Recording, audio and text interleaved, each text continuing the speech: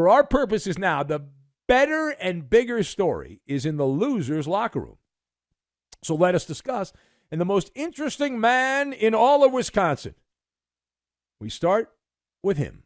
Where do the Bucks go from here with the good doctor, Doc Rivers? Where do they go from here with Glenn Rivers? So I've got the Navy, Lincoln Park, and Superpower. And we will combine all of these things together, and we are going to make an air fryer, because we're going to air fry some people right now. Number one.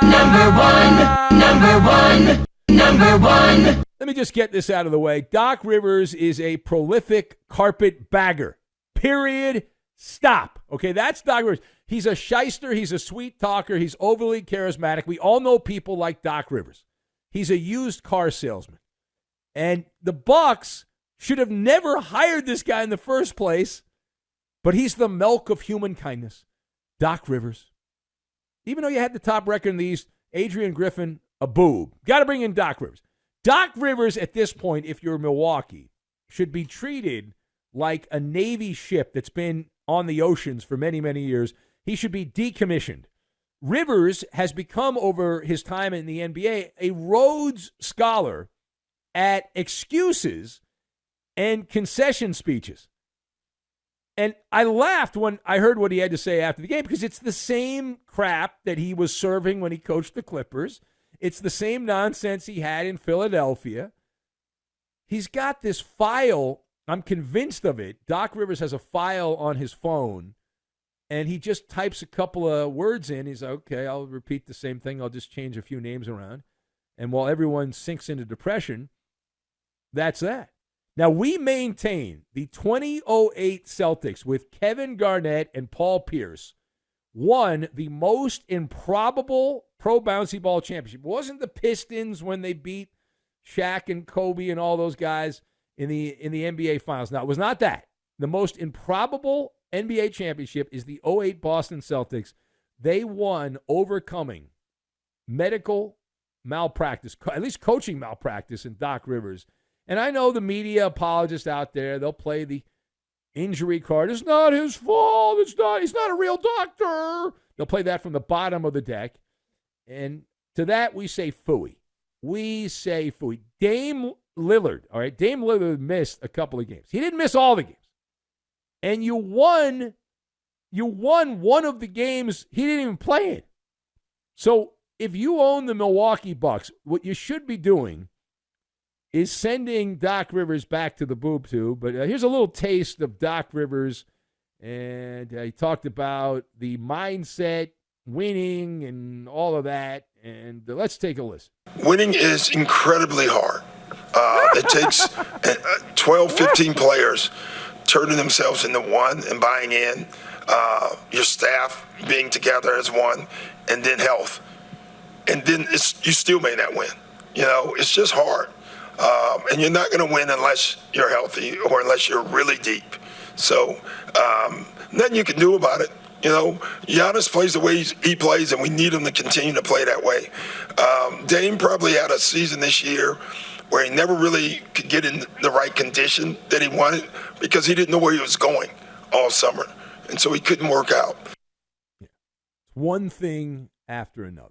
One thing after, because you can't work out unless you know what city you're going to play in. They don't have gyms. They don't allow you into the gym unless you announce what city you're going to be playing in. They literally will ban you. They will ban you. It's just so.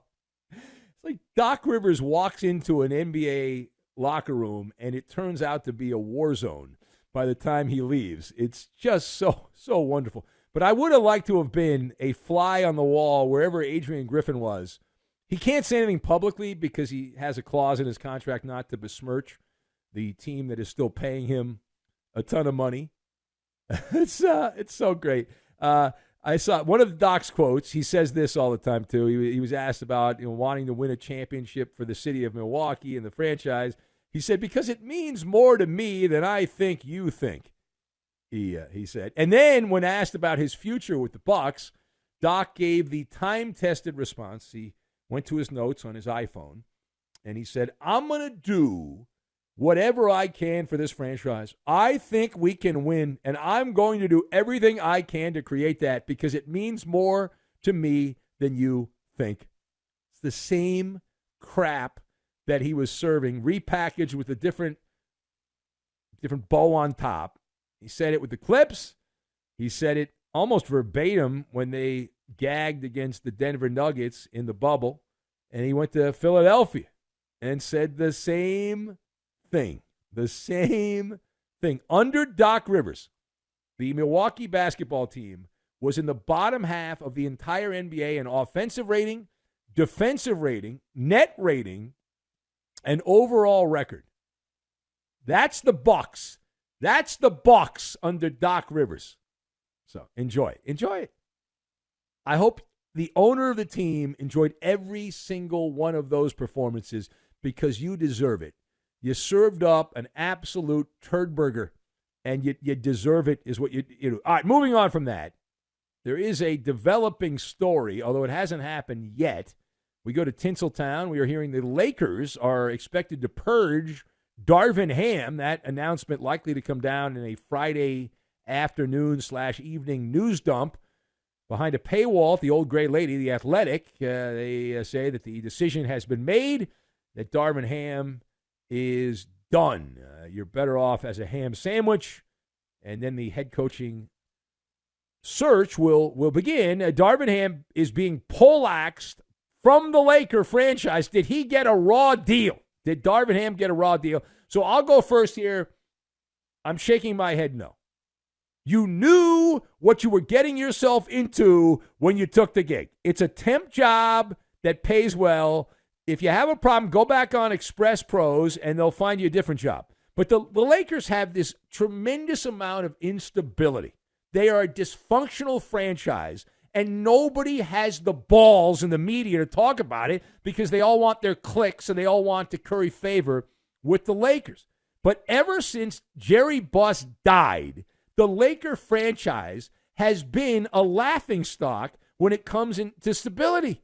Under Jeannie Buss, the person running the team, the Lakers the last 12 years, they will be on their 8th coach. They've had 7 in the past 12 years, so they'll be on coach number 8. They've also missed the playoffs, if my math is correct. 7 out of the last 12 years, they missed the playoffs. They also got eliminated in the first round a couple of times. They did make the playoffs. The one thing that I will say in the context of did Darvin Ham get a raw deal, the one sidebar to this is you got to think of that old Linkin Park song, Friendly Fire, because Darvin Ham did take friendly fire. Anthony Davis threw him onto an oncoming subway train during the Denver series. But ultimately, it's on Darvin Ham because the Laker players did not like him. He lost the locker room. The front office, they don't give a rat's ass.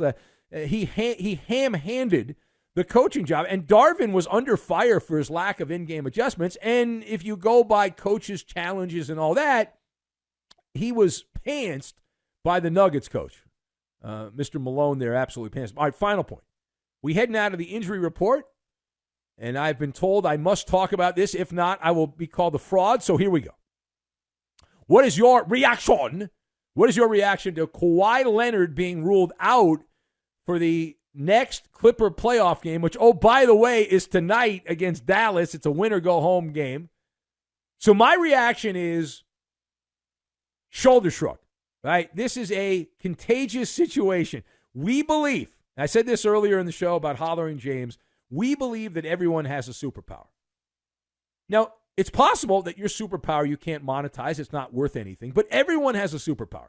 For Kawhi Leonard with the Clippers, his superpower has been malingering. That has been his superpower. If he was a soldier, you would say he had gone AWOL because that's what he does.